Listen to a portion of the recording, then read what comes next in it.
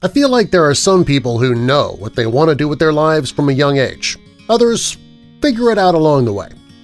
I'm one of the first group, though. There was only one thing I ever wanted to do or be. For as long as I can remember, I always wanted to be an astronaut. I know that probably sounds a bit cliché because, well, every kid at some time or another goes through a stage of wanting to be an astronaut.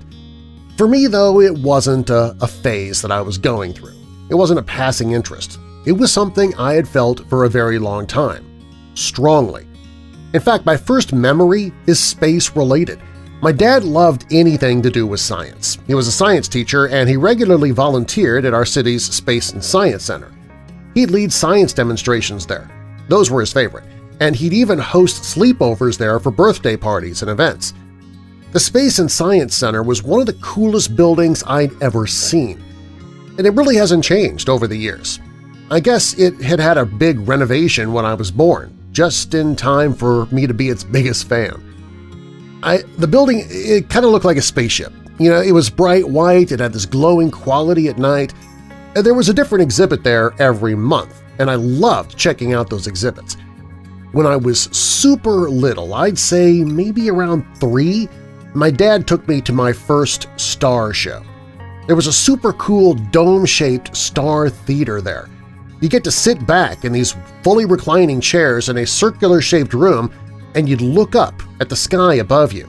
It was a huge screen, and when the lights went out and the stars started twinkling overhead, it seemed like the most magical place in the world to me. That is my first memory. Talk about a cool first memory to have. That place was my jam. I felt most myself when I was there, and when my mom passed away when I was 12, it's that same star theater that I went and sat in for quite some time to think and feel, and mainly whenever I wanted to just be alone and remember my mom. It's hard to find time sometimes to think about that kind of stuff. My dad didn't like to talk about her much. I know he thought of her constantly. I could always see it in his eyes. There'd be a moment. It could have been a song, a saying, a memory about my mom that would just hit him just at that moment, and he'd get this far-off look in his eye. She was the love of his life, and he swore he would never love another woman again as long as he lived. Everybody said, "Oh, just give it time. Years passing can change a lot of things, and you'll meet someone eventually." Nope, my dad wouldn't hear anything about it. It was my mom until she died, and then my dad said he just focused on me, his job, and trying to be as happy as he could without his best friend. Growing up, I was always an overachiever. I had to get the best marks, win at every sport, eat super healthy, try new things, and I held myself to a very high standard. I don't know where I got that from, as my dad put no pressure on me at all. In fact, sometimes I wished he seemed to care a little more. When I asked him why he didn't ride me like most of my friends' dads did to them, he just said, "Because I never had to. You were always so hard on yourself about everything. I didn't have the heart to add to it." Well, when I think about it now, he was totally right. I put so much pressure on myself, and I still do that to myself. When I got married young, only to have my marriage fall apart, I wanted to get so far away from everyone and everything. I'd been working at a space station for years, and I'd been part of the NASA astronaut training program. I was top in my class, and I was being considered for a big mission.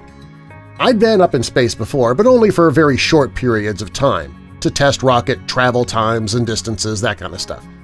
This mission coming up, though, was a big one.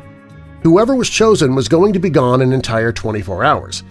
We were building up to a mission where people would try and live up there for an extended period of time, but for now, we were going up in short trips and just extending the duration each time until the ships and the team were ready. The engineers designing the rocket ship were among the best in the world. They were super nerdy and socially awkward, but hey, when you're that smart, does it really matter? They were still deciding on the person for the final mission, and we were trying to give every astronaut a shot. However, some had not passed the basic physical requirements. Others didn't pass the psychological requirements. You had to be in pretty top form from head to toe and in the head in order to be sent into space, and the competition was tough. Well, it was my turn to go up for our 24-hour mission, and I was beyond excited. This would be my third time up in space. The 24 hours, that was the longest I ever would have been up there by a long shot. I felt like I'd been training for this moment my entire life. All those years of discipline and willpower were for this moment, to get chosen for something like this mission. All those years of staying home while my friends went out and partied, days spent at the gym, running while friends were lazy, hanging around, going to movies, just enjoying their youth. I never regretted those choices, though, not even for a moment when I was making them. I was playing the long game, and I knew it back then. I knew exactly what I wanted out of life and how to get there. And here I was. The last 6 months before the big mission, I had trained the hardest. Nothing other than superfoods went into my body, and I exercised constantly. I rode my bike to the station, jogged every night after dinner, and I did weights and strength training every morning. I was in the best shape of my life, peak physical condition. I was 30 years old and I felt better than I ever had. I couldn't help but wonder if this was the peak of how fit I would ever be. I told myself it didn't matter. This was the biggest moment of my career and probably my life, and I focused so much on my training and lifestyle, I hadn't really dated even, and I already told you how that short marriage of mine turned out. I was just grateful it ended before we had kids. I don't think I would have been able to get where I am now if I had been a single parent. Becoming an astronaut, it was a lot more than just a job, more than a career. I mean, it's a whole life choice. It's a lifelong commitment.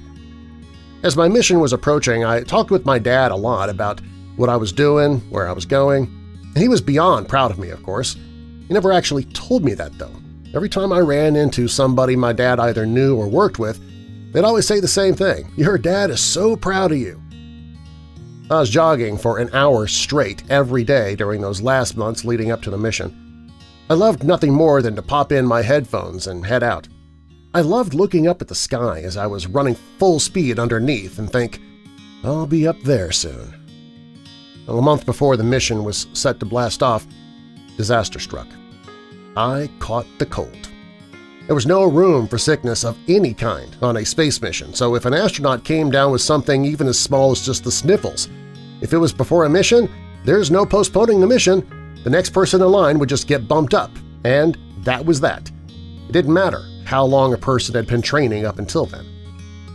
When I woke up one morning with a sore throat, I did everything I could think of. I gargled with salt water, I took my echinacea, I ate vitamins and nutrient-rich foods, I consumed a ton of vitamin C, and I got as much rest as I could stomach. It didn't matter, though. I was down for the count. I had up until 5 days before the mission date to pull out, and if my blood work at that time showed that I had any kind of infection or sickness, I would be bounced, and somebody else would take my place. Well, I can tell you one thing, there is not a single person in that program that worked harder than I did. I'm not saying there aren't people who worked as hard as me, but harder? No way. Most of the other astronauts had partners and children, which to me already meant that they had not sacrificed to the same level I had. Not many relationships worked if the relationship wasn't the most important thing, even more important than career and training. I just entered into my program when my marriage ended. That was exactly what happened. I didn't feel like I could focus on both things, relationship and the program, so I had to make a choice. That was a choice I certainly wondered about, but I didn't believe in regrets. I believed in choices and consequences, not right or wrong. I thought about all of this while I was lying in bed trying to will my immune system to wage the most epic battle against whatever this sickness was. I wasn't religious, I'm a science guy, proof, evolution, all that. But when I was lying in that bed, I admit I did say a few prayers to whatever's out there to help me get better so I could fulfill my life's mission. 12 days out from the mission, and I'm still under the weather, but I am going in the right direction. Day 8 seemed to be a turnaround day for me, the day I could see that I was finally getting better. It inspired me to push myself even more, and I did some low-impact exercise just to keep up my strength and endurance. Every day I felt a little better, and by the time the cutoff mark was there, I was feeling like my old self again. Still, I had to go in for that final mandatory physical, psychological assessment, and blood work before I got the final stamp of approval. When I got that, it meant I was going up. It meant everything I had worked for and sacrificed for was about to come to fruition. My dad had even phoned me the night before just to chat, but I knew it was because he remembered what was happening the next day. At the end of the conversation, I'm not sure what came over me. Maybe it was just that I knew that there was a chance I wouldn't come back, and I said to my dad, "What do you think Mom would think of all of this?"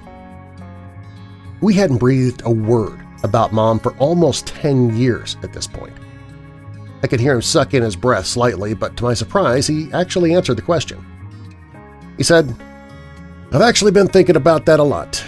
She knew you'd be something great. She started saying it was when she was pregnant with you. She talked about how she knew her big thing was to be a mom, and she knew part of that was that she was going to raise someone important, someone who would do big things. She said she was okay to have a small life, so her child could have a bigger one."